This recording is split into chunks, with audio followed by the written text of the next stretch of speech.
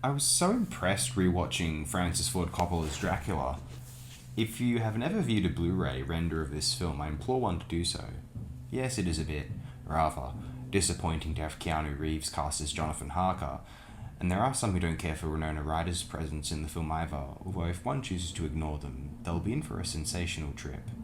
I don't mind Ryder myself, it doesn't bother me all that really, although one could certainly have cast a superior performer, although Reeves, yes, is not particularly enjoyable.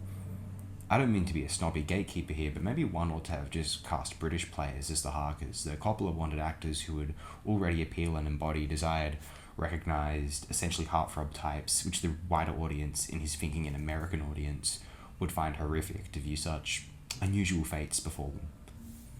For the film's hypnotic photography, Coppola chose to employ Michael Ballhaus, known for having shot some of Fassbinder's major classics of the 1970s, and then for photographing some of Scorsese's work, notably After Hours and Goodfellas as well. Last Temptation of Christ is very admirable cinematography also, despite being hollow heresy. No, really, not really. But an oddly juvenile take on Christ's mortality from a filmmaker who had seen Pasolini's works. And so Coppola hired him for this Michael Ballhaus, for this marvelous project, one of the shining jewels in Coppola's career after the 1970s epoch. I would nominate, along with the richly evocative masterpiece Rumblefish, as being evidence of Coppola's ambitions shining through after the relentless duress he endured via Apocalypse Now's production, and then the financial cataclysm known as One from the Heart. 1992's Dracula is a spectacular picture. Gary Oldman's mesmerism, the traditional VFX utilised, and particularly the imaginative or audacious art design which Coppola was intent on being weird. In his words, the term weird, which he offered as an adjectival prompt for the film's set costume designers, he states in hindsight really meant, let's not do formula. To continue the quote, give me something that either comes from the research or that comes from your own nightmares. I gave them paintings, I gave them drawings, and I talked to them about how I thought the imagery could work. And now I'd like to read out answers given by Bruce Schiavelli in an interview conducted with him by Michael Coate. Schiavelli is the author of Dracula FAQ, All That's Left to Know About the Count from Transylvania, which was published in 2015. Let's go. Bram Stoker's Dracula, this is the Coppola film, was a game changer.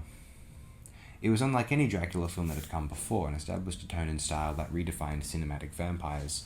Screenwriter James V. Hart returned to Stoker's original novel for inspiration, but at the same time borrowed ideas from Dan Curtis' 1973 TV movie, also titled Bram Stoker's Dracula, and the vampire novels of Anne Rice. From Curtis and teleplay writer Richard Matheson, he borrowed the idea that Mina is a reincarnation of Dracula's lost love from centuries before. From Anne Rice, he borrowed the notion that the vampire doesn't merely turn into a bat, but rather transforms into a monstrous human-bat hybrid, like the winged demons from Gustave Dorés. Illustrations for Dante's Inferno. Just Google the Inferno, Canto 22, Gustave Doré. Add to that costume designer Iko Ishioka's inspirations, Dracula's samurai-inspired red armor, his scarlet silk kimono, his sunglasses, not to mention Mina's gowns and Lucy's white lace-ruffled burial gown, and a score by Wojciech Kilar that goes from pulse-pounding martial music to lush romanticism, and the use of old-fashioned in-camera effects, and the entire film seems at once outmoded and futuristic. In its way, it was the first steampunk film, and every vampire movie since has been influenced by its style. Bram Stoker's Dracula is one of those films that I disliked on first viewing but I've come to appreciate over time, which is an indication of how much it was ahead of its time. Coppola's operatic approach to the material, rather than the more traditionally gothic take of the Universal and Hammer horror films, or the 1979 Dracula starring Frank Langella, still my personal favourite, was more than a fresh approach. It was absolutely revolutionary. Knowing more now about the backstory of the film and the intent of the filmmakers, I can appreciate it for its out-of-the-box thinking. At the time, I was too entrenched in the tried-and-true vampire formula to get it. Coppola was ideal to direct Bram Stoker's Dracula because it was one of his favourite novels. He used to read it to his young charges when he worked at a summer camp in his youth. But he was enough of an iconoclast to think way outside the box instead of falling into the tried-and-true vampire/horror movie tropes. It's not his greatest film. How can you top The Godfather, The Conversation, or Apocalypse Now? Or The Godfather Part 2, or Rumblefish, but it came after a string of films that were box office disappointments. Gardens of Stone, Taco the Man in His Dream, and the lamentable Godfather 3. Yeah, Godfather 3 really was a disappointment. Coppola could have made a straightforward horror film out of Bram Stoker's Dracula, but he didn't. He made something fresh and exciting, not just another scary movie, but rather a Coppola film, and a pretty extraordinary one at that. Bram Stoker's Dracula is significant in the way that The Exorcist and The Shining was significant in showing that a horror story can be worthy of an A-list cast and production values, and that a truly imaginative filmmaker can take even a story as hoary as Dracula and give it a new luster. Dracula was written at the end of the Victorian era, which we think of as a buttoned-down, sexually repressed time, yet the novel seethes of sexuality and sexual symbolism. Even the vampire's bite is, after all, a penetration, which makes it feel very modern today. In addition, there's a theme of fear of foreign invaders. Sound familiar? And a breaking down of the old status quo, make Britain great again. Even Mina is a representation of what was then called the new woman, i.e. an independent woman who would work in an office like her husband rather than merely stay home and take care of the children. So it can also be seen as a tale of female empowerment. These ideas are just as relevant now as they were when the book was published in 1897. In addition, vampires and movies are a perfect match. Movies, with their visual trickery, can show vampires transforming into bats, wolves, and mist, and even the very notion of cinema itself is vampiric, capturing the essence of performers who then remain ever youthful, never aging, and who in this digital age can be summoned up any time to haunt us anew with their ghostly presence. How Fisherian. One of the earliest films I remember seeing is the 1931 Dracula starring Bela Lugosi, which was pretty scary to me when I was 5 years old. In my teens, I discovered Christopher Lee's more feral interpretation of the character in the Hammer horror films and enjoyed Jack Palance's take in the aforementioned Dan Curtis TV movie. I've never been the biggest Dan Curtis fan. Maybe I need to watch them more. My favourite version of the story remains the 1979 Dracula, scripted by W.D. Richter with Frank Langella, fresh off reviving the character on Broadway, creating a more sensual, Byronic vampire. In a way, Gary Oldman combines all of those earlier performances into one. He has an even thicker accent than Lugosi, exhibits the savage fierceness of Lee and Palance, and is even more Byronic than Langella. I've never considered that 79 Dracula of Langella in a huge high regard. Maybe I have to revisit that also.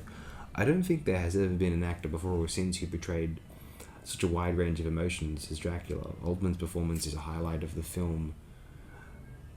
Then Winona Ryder was quite good in a role that she hoped would present her as a more adult actor than after a string of emo teen roles. And then there's Keanu Reeves. I like Keanu Reeves. I think he's a good actor, and I think he's terrific in the recent John Wick films. Yeah, those are cool. But in Bram Stoker's Dracula, Reeves seems woefully out of place. His poor on-again, off-again English accent is distracting, and his discomfort in the role manifests itself in a performance so wooden it nearly puts a lethal stake through the heart of the film. Coppola cast Reeves because he wanted a hot young actor to play Jonathan Harker. Tis a pity he didn't choose a hot young British actor like, say, Rupert Graves. Then the film might have been damn near perfect. Coppola's version of Dracula is one of the most lush ever committed to film, and it's an interpretation of the story that stresses romance over horror, even more so than the Palance or Langella versions. It's the film to see if you want an emotionally overwrought, visually sumptuous feast. In musical terms, Lugosi's film is a concerto, Langella's a ballet, and Coppola's is grand opera. And I think it's significant that in that sentence, I've identified the first two examples by their actors and the third by its director. The film may as well have been officially titled Francis Ford Coppola's Dracula because it so unmistakably bears the stamp of his director. As mentioned before, the legacy of Bram Stoker's Dracula, Coppola's Dracula, is that it created a host of new vampire film tropes like retractable fangs, vampires turning into literal Batmen, and a steampunk aesthetic. It also created a renewed interest in Bram Stoker's literary creation, so that the following decades have seen more Dracula movies, a Dracula TV series, and a gentle spoofing of Coppola's Dracula in both The Simpsons and the New Zealand mockumentary What We Do in the Shadows. Yes, that was quite good. In short, Coppola pumps new blood into the vampire film.